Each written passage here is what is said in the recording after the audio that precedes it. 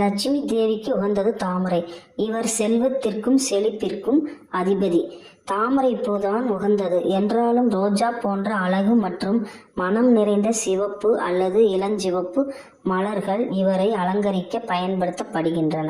லட்சுமி தேவிக்கு தாமரைப்பூ மிகவும் உகந்தது என்றாலும் ரோஜா பூக்கள் தாமரையின் அம்சங்களையும் விசேஷமான சில குணங்களையும் கொண்டிருப்பதால் அவை மகாலட்சுமியின் அருளை பெற உதவுகின்றன.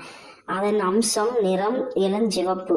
ரோஜாக்கள் செழிப்பு, அன்பு மற்றும் ஈர்ப்பு ஆகியவற்றை குறிக்கின்றன. மனம். ரோஜாவின் நறுமணம் தெய்வீக அதிர்வுகளை ஈர்க்கும் சக்தி கொண்டது.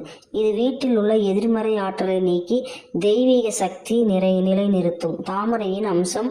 ரோஜாவின் இதழ்கள் அடுக்கடுக்காக இருப்பது தாமரை பூவை போலவே தோற்றமளிக்கும். தாமரை பூ கிடைக்காத பட்சத்தில் ரோஜா பூவை தாமரைக்கு இணையதாக கருதி சமர்ப்பிக்கலாம். வெள்ளிக்கிழமை மகாலட்சுமிக்கு உகந்த நாள். குளித்துவிட்டு மஞ்சள் ஆடை அணிந்து லட்சுமி படத்துக்கு அல்லது விக்கிரகத்துக்கு ரோஜா மாலையை சாற்ற வேண்டும். மந்திரம். ஓம் ஸ்ரீம் மகாலட்சுமியை நமக என்ற மந்திரத்தை 108 முறை சொன்னால் ரோஜா மாலையின் சக்தி அதிகரிக்கும். ரோஜா மாலை தரும் பலன்கள். பணம் ஈர்ப்பு. வியாபாரத்தில் உள்ள தடைகள் நீங்கி லாபம் பெருகும்.